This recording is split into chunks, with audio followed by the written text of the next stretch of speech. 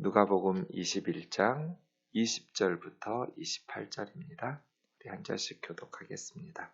너희가 예루살렘이 군대들에게 에워싸이는 것을 보거든 그 멸망이 가까운 줄 알라.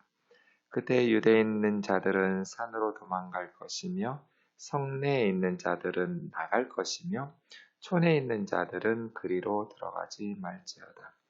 이 날들은 기록된 모든 것을 이루는 징벌의 날이니라. 그날에는 아이벤 자들과 젖먹이는 자들에게 화가 있으리니 이는 땅의 큰 환난과 이 백성에게 진노가 있겠음이로다. 그들이 칼날에 죽임을 당하며 모든 이방인에 사로잡혀 가겠고 예루살렘은 이방인의 때가 차기까지 이방인들에게 밟히리라. 1월 성신에는 징조가 있겠고 땅에서는 민족들이 바다와 파도의 성난 소리로 인하여 혼란한 중에 곤고하리라.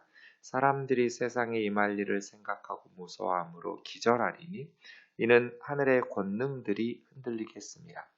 그때 사람들이 인자가 구름을 타고 능력과 큰 영광으로 오는 것을 보리라. 같이요. 이런 일이 되기를 시작하거든 일어나 머리를 들라. 너희 성량이 가까웠느니라 하시더라.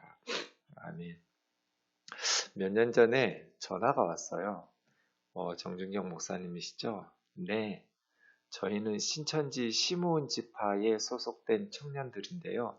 목사님하고 토론하고 싶다고 교회 찾아가도 되냐고. 와우! 신천지 시무은지파라고 밝힌 청년들이 저하고 토론하고 싶다고 어떻게 제 전화번호로 전화를 했어요.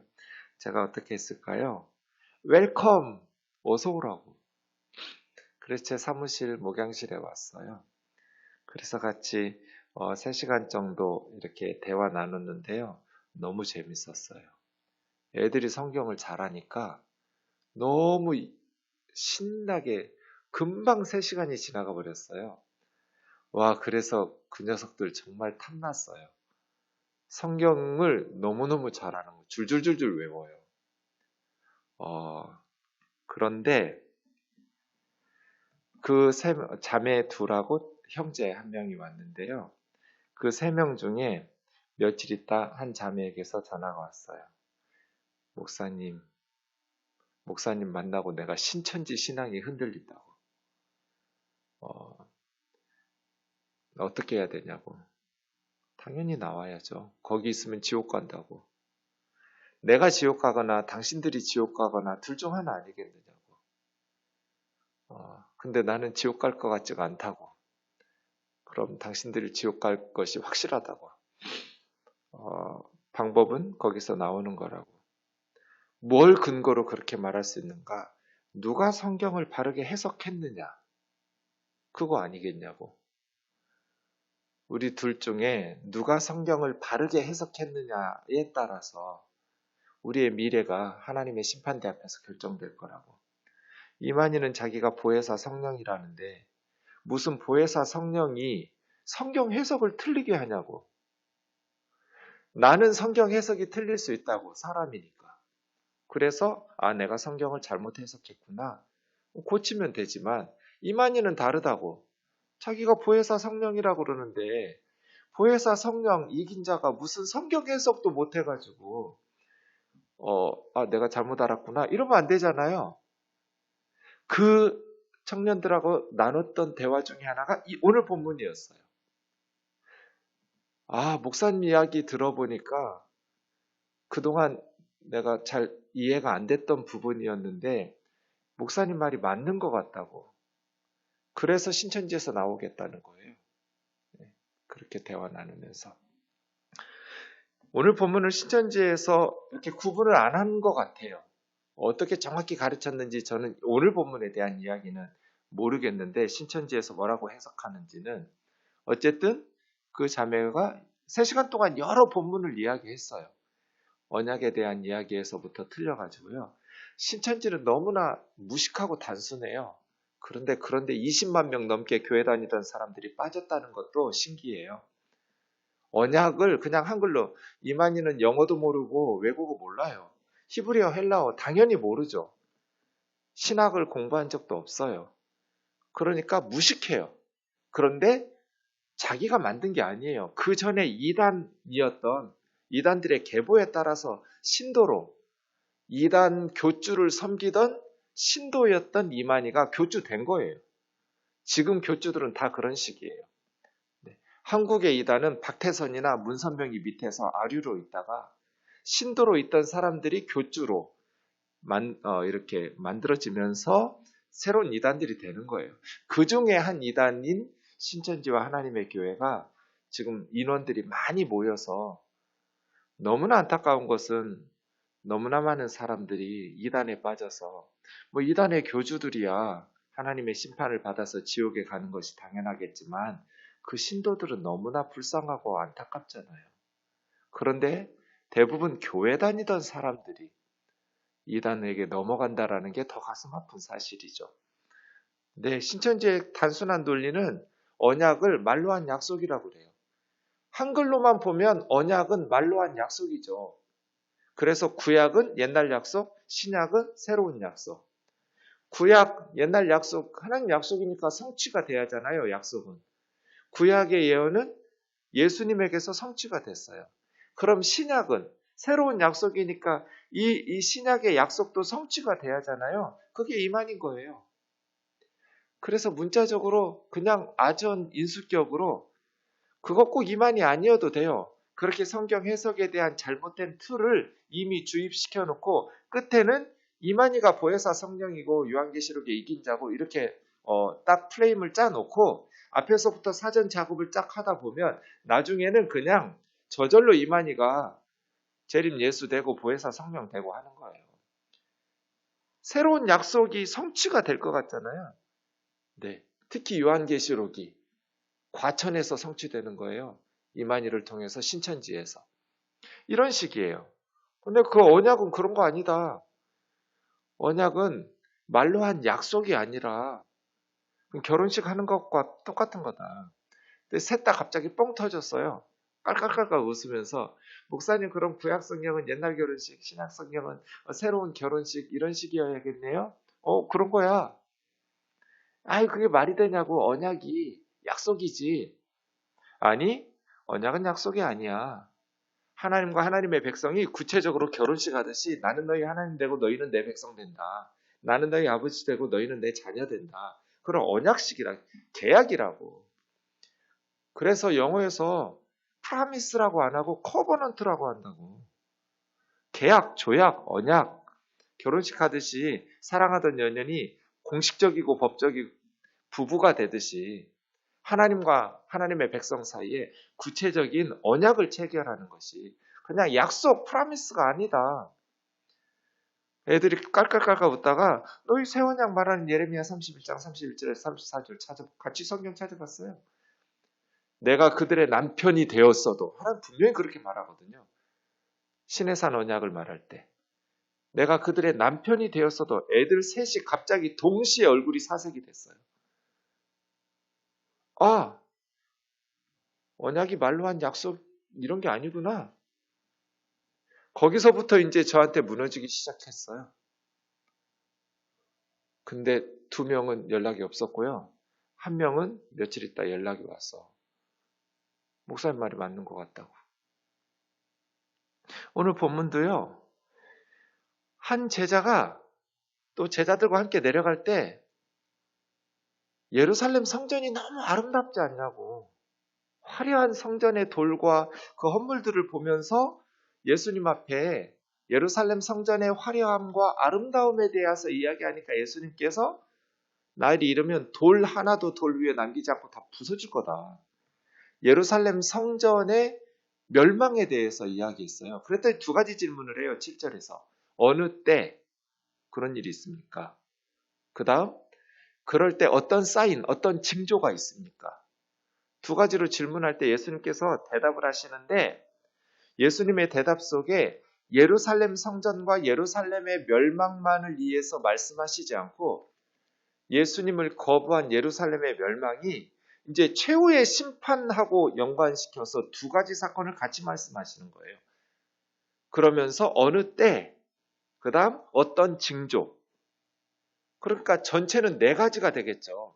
예루살렘 멸망의 때와 징조, 최후의 심판의 때와 징조, 이런 식으로 구분하면서, 근데 이것이 막 섞여 있어가지고요, 어떤 부분들은 정확하게 구분하기가 어려운 구절들도 있어요. 오늘 20절에서는 예루살렘 멸망, 그러니까 구분하면 어떻게 돼요? 예루살렘의 멸망의 때는 얼마 안 남은 거예요. 예수님께서 30년에 지금 말씀하시는 거니까요. 70년에 멸망하니까 40년 뒤에 이루어질 일이에요. 그런데 예수님의 재림, 최후의 심판은 언제인지 몰라요. 그때와 그 시는. 그러니까 내가 재림 예수다. 예수님의 이름으로 와서 사람들을 미혹하고 그때가 가까이 왔다. 이단이 두 가지 말하잖아요. 시한부 종말론. 재림이 언제다 하면서 옛날 다미성교회처럼. 그때가 가까이 왔다 하면서 자기들을 따르게 하거나 아니면 내가 재림 예수다. 이만이나 안상홍이나 그런 이단들이 천지빛거리로 많잖아요. 예나 지금이나. 앞으로 계속 생길 거예요. 문선명이 죽으면 이단이 없어질까요? 이만희가 죽으면 이단이 없어질까요? 그 밑에 있던 신도들이 또 다른 교주가 될 거예요. 방법은 교회가 하나님의 말씀인 성경을 바르게 해석할 수 있는 분별력. 설교 시간에 딴소리 하지 말고 괜히 정치 얘기하고 세상 돌아가는 얘기 하지 말고 성경을 바르게 해석해서 가르치고 그렇게 설교를 해야 성도님들이 잘못된 이단들의 성경 내용에 이단이라고 밝히나요? 처음부터. 성경 공부한다니까 그냥 가죠. 교회에서는 말씀을 들어도 말씀에 대한 영적인 갈급함이 채워지지 않으니까.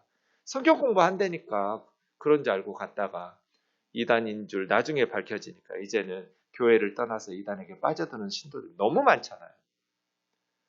그러니까 교회에서 말씀을 먹이고 말씀을 부지런히 가르치고 말씀을 바르게 해석해서 적용하고 순종하고 그렇게 따라가면 이단에 빠질 일이 없죠. 이상한데? 이렇게 걸려야 돼요. 이단이 가르치면 교회에서 제대로 가르쳤다면 뭔가 이상하구나 하고 이야기를 해야 하잖아요. 교회 와서 목회자들에게. 이상하다고 느껴야 하잖아요. 이단이 가르치는데도 이상한 줄을 모르고 그대로 세뇌돼서 넘어가면 그 사람은 장로고 목사고 해도 저한테 가끔 편지 와요. 자기도 목사였다고. 신천지에 빠졌다고. 신천지 목회자 그룹이 있나 봐요. 말도 안 되는 그런 무식한 성경 해석을 그럼 그동안 무슨 성경을 읽으면서 목회를 한 거예요? 그게 이제 산 옮기기라고 그래요. 교회가 통째로 신천지로 옮겨가는 거. 아예 목사가 데리고 신천지를 그냥 성도들을 끌고 가는 거예요. 이런 어리석은 게 성경에 대한 바른 해석이 없고 하나님의 말씀인 성경 중심으로 목회하고 신앙생활 하도록 가르치기보다는 괜히 딴짓하면서 이단들에게 넘어가는 일들이 앞으로도 많을 거예요. 지금도 많고요. 오늘 하루 이단으로 넘어가는 사람들은 또 얼마나 많을까요? 너무나 가슴 찢어지게 아픈 일이에요. 내가 재림 예수다. 혹은 그때가 가까웠다. 이 두 가지잖아요. 주님이 오늘 본문에서, 어제 본문에서 정확하게 말씀하신 대로. 그렇게 예수님만 안 와요. 번개치듯 모든 세상 사람들이 알도록 오늘 본문에는 하늘 구름을 타고 인자가 오신다. 능력과 큰 영광으로 오는 것을 사람들이 볼 거라고 구름 타고 오는 것을. 과천에 조용히 태어나고 이런 식으로 안 한다고요. 무슨 재림 예수가 이런 식으로 와요. 그런데 속아 넘어가요. 그런데 주님의 재림의 때는 몰라요. 천사들도 몰라요. 아들도 몰라요. 아버지만 알아요. 그런데 예루살렘의 멸망의 때는 알아요. 오늘 20절 보세요. 예루살렘의 군대들에게 에워싸이는 것을 보거든 멸망이 가까웠다. 이렇게. 그러니까 언제 이런 일이 있습니까? 그때 무슨 징조, 어떤 사인이 있습니까? 두 가지 질문이었잖아요. 예루살렘 성전 무너질 때. 오늘 20절에서 24절은 예루살렘이 군대에 에워싸이면 멸망한다. 그 전쟁 때 끝이에요. 66년 말부터 70년까지 로마와 예루살렘, 이스라엘의 전쟁이 있었어요. 유대. 이제 로마가 지배하고 있는데 예루살렘에서 독립운동 해야죠, 당연히. 전쟁이 일어나죠. 로마 군대가 파송되었고 예루살렘을 이렇게 에워싸면서 공격하는 게 베스파시아누스였어요. 유대와 로마 사이의 전쟁 중에 네로 황제가 로마에서 죽었어요. 네로 황제가 죽어서 그 이스라엘과 전쟁을 치르던 총사령관이었던 베스파시아누스가 로마로 가서 네로를 이어서 황제가 됐어요. 그리고 이 전쟁은 베스파시아누스의 아들이었던 티투스가 계속 전쟁을 진두지휘해서 AD 70년에 완전히 예루살렘을 무너뜨렸는데 그때 70년 4, 5, 6, 7, 8 5개월 동안 예루살렘을 포위했어요. 그리고 나서 함락시켰어요. 예루살렘이 산 위에 높은 도시잖아요. 그래서 그걸 그 성벽을 넘어가면서 어떻게 공략할 수가 없어서 에워싸야 돼요. 그거에 대한 이제 역사적 기록이 두 가지가 있는데 하나는 유대인 역사가인 요세푸스가 있고요. 하나는 로마인 역사가인 타키투스가 있어요. 이때의 전쟁은. 요세푸스의 기록은 약간 숫자적인 과장이 있다고 우리는 생각해요. 요세푸스는 그때 100만 명의 유대인이 죽었다. 이 전쟁에서. 그리고 9만 7천 명이 포로로 끌려갔다. 이렇게 써놨어요. 100만 명의 유대인이 죽을 수 있었을까? 뭐 그럴 수 있겠지만 역사학자들은 이 숫자적 과장이 있다. 그러나 수십만 명이 죽은 건 확실하다. 타키투스는 로마의 역사가인데요. AD 70년 이전 예루살렘 성전이 무너지기 이전 예루살렘의 인구는 70만 명 정도였다. 60만 명 정도였다. 이렇게 봐요. 그런데 그때 유월절을 지키려 수만 명의 사람들이 예루살렘으로 모여 있을 때 로마가 포위를 시작했고 포위돼서 자기 집으로 고향으로 돌아가지 못하고 죽은 5개월 동안 포위되는 동안에 인구가 포화된 상태에서 예루살렘에서 수많은 사람들이 수십만 명이 죽었다. 아마 타키투스의 말이 숫자적으로 좀 더 정확할 것 같아요. 남녀노소 모두 죽이고 살아남은 자는 포로로 끌고 갔다. 이렇게 타키투스가 이야기하고 있어요. 예루살렘 성전 다 허물었고 예루살렘 주변에 들어가서 사용되는 것이 허용되지 않았어요. 그렇게 해서 유대인들이 1차 전쟁이 끝났어요. 그 다음에 132년부터 135년까지 두 번째 유대와 로마 사이에 전쟁이 있었어요. 이거 바르코흐바라는 유대의 지도자가 일어나서 로마로부터 독립하자 해가지고 그때 로마에게 완전히 무너졌어요. 그때 이제 이스라엘 사람들이 유대 팔레스타인 지역에 사는 것을 허용하지 않았어요. 완전히 하드리아누스 황제는 예루살렘 인구를 이제 예루살렘 자체를 영원히 이방인의 도시로 만들겠다고 작정하고 유대인들은 다 쫓아내고 엘리아 카피톨리나라는 이방인의 이름으로 예루살렘의 이름도 바꾸고요. 로마식의 도시로. 그때부터 유대인들이 어제 말씀드린 것처럼 2000년 동안 전 세계로 흩어진 거예요. 나중에 이제 로마가 기독교로 국교화되잖아요. 로마가 국교화되었을 때 콘스탄틴 때는 이제 예루살렘이 기독교인이 도시가 되죠.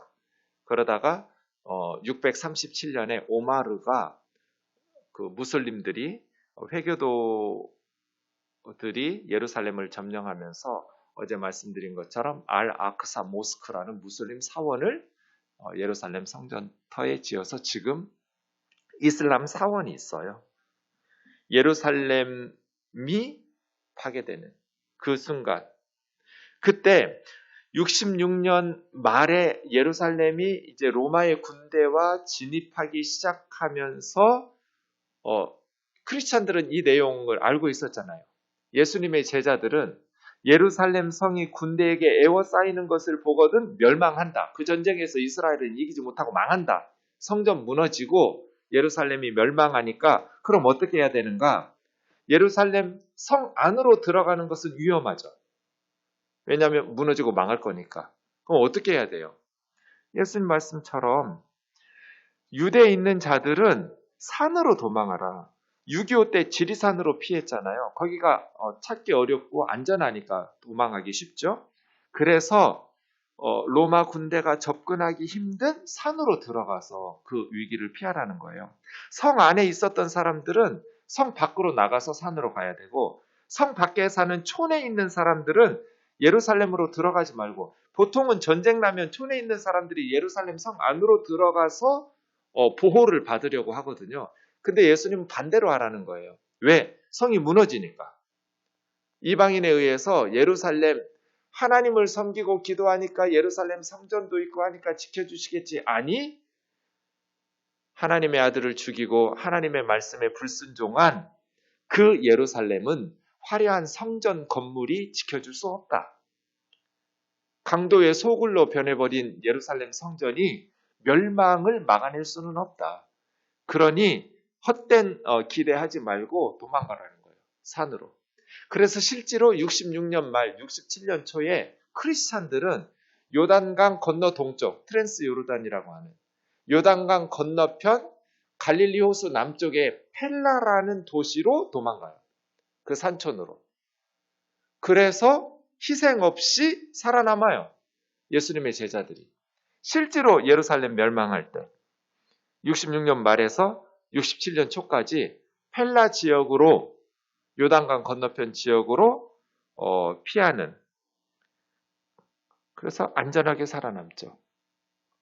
그런데 예루살렘으로 모여들었던 수십만 명의 사람들이 로마 티투스 장군 군대에 의해서 남녀노소 가릴 것 없이 다 학살당하고 죽임을 당하고, 살아남은 자들은 포로로 끌려가고, 그러한 전쟁의 때가 있었던 것이죠. 22절이요. 기록된 모든 것을 이루는 증거의 날. 하나님께서 말씀하셨잖아요. 이미 신명기 28장에서부터 하나님의 명령을 지켜 행하면 들어가도 복을 받고 나가도 복을 받고 모든 게 복을 받지만, 하나님의 말씀에 순종하지 않으면 저주를 받을 것이다. 들어가도 저주를 받고 나가도 저주를 받고, 짐승, 새끼, 소지, 토산, 자녀, 성읍, 들, 광주리, 떡반죽, 그릇, 그렇게 다 저주를 받을 것이다. 너희가 알아듣지 못하는 언어를 사용하는 사람들이 와서 너희를 멸망시킬 것이다. 기록된 모든 것을 이루는 하나님의 심판의 날. 그날에는 아이벤 자들과 젖먹이는 자들에게 화가 있으려니, 성경에는 아이를 임신하고 젖먹이는 아이가 있는 축복이죠. 하나님이 주신 복이에요. 그런데 전쟁이 나면 제일 고통스러운 게 아이를 임신한 자매님들과 젖먹이 아이를 둔 가족들이겠죠. 왜요? 전쟁 가운데서 피할 수가 없으니까요. 이 땅에는 큰 환난과, 유대 땅 예루살렘이겠죠. 백성에게 진노가 있겠음이로다. 칼날의 죽임을 당하면 모든 이방에 사로잡혀 가겠고, 죽임 당하고 포로로 끌려가겠고, 예루살렘은 이방인의 때가 차기까지 이방인들에게 짓밟힐 것이다. 네. 이방인들의 때는 사실은 이방인들이 심판받을 때거든요.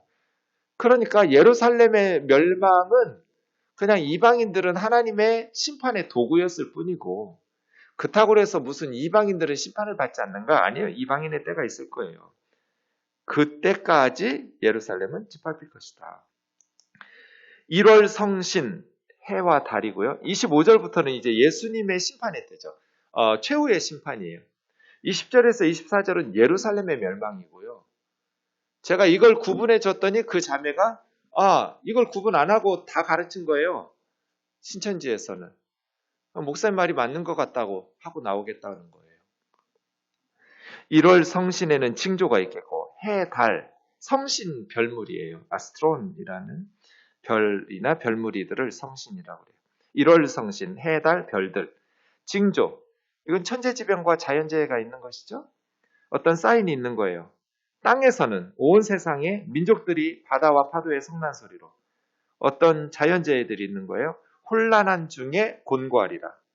너무나 당황해서 어쩔 줄 몰라 하면서 혼란하고 공포에 떨게 될 것이다. 사람들이 세상에 임할 일을 생각하고 무서워함으로 기절하리니. 천재지변이 일어나고 하니까 주님의 재림 전에 기절하면서 엄청난 충격 속에서 절망하게 될 때, 하늘의 권능들, 천체죠. 1월 성신이라고 말하는 자연계의 대혼란이 있을 것이다. 그때 그 최후의 순간 사람들이 인자가 구름을 타고 능력과 큰 영광으로 오는 것을 보리라. 인자, 그 사람의 아들, 다니엘 7장 13절 14절. 하늘 구름을 타고 인자 같은 이가 예적부터 항상 계신 하나님 앞에 인도되매 그에게 나라와 권세와 영광을. 다니엘이 이 환상을 보고 미치잖아요. 유일하신 하나님, 모든 나라, 모든 백성, 모든 언어로 하나님만 섬겨야 되는 유일신 신앙을 가지고 있던 다니엘 할아버지에게 어떤 사람이 하나님 앞에 인도되는데 하나님께서 그 사람에게 인자니까 사람의 아들이니까 사람이잖아요.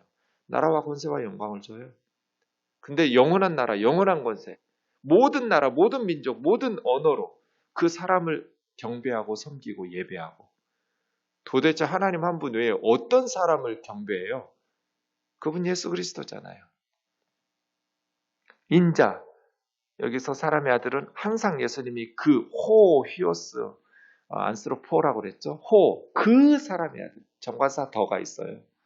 다니엘이 말했던 다니엘서 7장 13절 14절에 나왔던 그 사람의 아들이라고 예수님이요.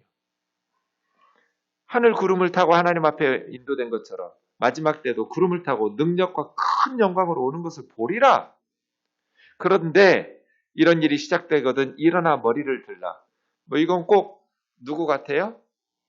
춘향전 같죠?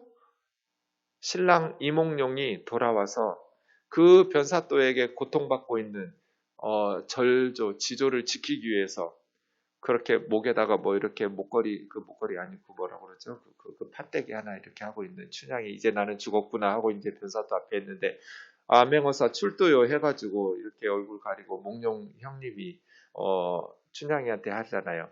머리를 들라. 딱 그거잖아요. 주님이 다시 오실 때 일어나 머리를 들라 너희 속량이 가까웠느니라. 누구에게 하는 말이에요? 하나님의 백성들이. 주님이 오시는 것은 세상 사람들은 무서워서 기절을 해요. 주의 날에. 그래서 무서워함으로 기절하는 사람들이 있고요. 한편의 사람들은 춘향아 머리를 들라. 신랑의 음성이 들리듯 우리 예수님의 음성이 일어나 머리를 들라. 너희의 속량, 너희 구원이 가까웠다. 구원의 완성이잖아요. 이제 끝났다. 네, 속량이라는 것은 값을 지불하고 원수에게 팔려간 노예나 그러한 사람들을 해방시켜주는 것이니까요. 자유, 구원이에요. 십자가에서 완성됐죠. 우리의 구원은 십자가에서 완성됐지만 완전히 열매를 맺는 것은 주님의 재림이잖아요. 주님 다시 오실 때 대가를 지불하고 풀려나는 이 구원 사건, 속량의 사건이 완전히 열매 맺게 되는 일어나 머리를 들라. 그동안 박해 가운데서 이 세상에서 믿음 지키고 사느라고 힘들고 어려운 눈물 골짜기를 더듬으면서 주의 은혜에 힘입어서 살아갔던 하나님의 백성들은 주님이 구름 타고 오시는 게 위로죠. 두 부류의 사람이 있을 거예요. 무서워서 기절하는 사람들, 충격과 공포 속에서 떠는 사람들과 일어나 머리를 드는 사람들. 창세기 3장 이후로 사탄은 사람들에게 하나님의 심판이 없다는 것을 설득하는 걸 성공했어요. 절대로 죽지 않는다고. 너희들 눈이 밝아서 하나님처럼 될 수 있다고. 아니요. 거짓말이에요. 하나님의 심판은 반드시 있어요. 주님 다시 오실 때 무서워서 기절하는 사람들이 있고 절망하는 사람들이 있을 것이고 일어나서 머리를 드는 구원의 열매를 누리는 구원받은 하나님의 백성들이 있을 거예요. 그럼 우리는 어떻게 살아야 될 것인가? 내일 만나요. 기도하겠습니다. 사랑하는 하나님 아버지 감사합니다. 하나님의 말씀인 성경을 바르게 해석하고 그 말씀으로 이 땅에서와 영원한 삶을 준비하며 하나님의 말씀에 따라서 슬기롭게 살아가는 우리 오면동 교우들 되게 하여 주옵소서. 자비로우신 주님, 예루살렘 성전처럼 말씀을 제대로 해석할 줄도 모르고 하나님의 심판을 당하는 그런 어리석은 역사를 반복하지 말게 하시고 화려한 건물이 우리를 지켜주는 것도 아니고 우리의 믿음을 보여주는 것도 아니고 아버지 하나님 앞에서 말씀에 순종하면서 살아가는 오면동 성도들 되게 하여 주옵소서. 주님 언제 오실지 우리가 준비하면서 주님의 음성, 일어나 머리를 들라 애썼다. 나와 함께 영원한 안식으로 들어가자는 주님의 구원의 열매들을 함께 누리는 믿음의 승리를 함께 맛보는 귀한 믿음의 사람들 되게 하여 주옵소서. 예수님의 걸어가신 이름으로 기도하옵나이다. 아멘.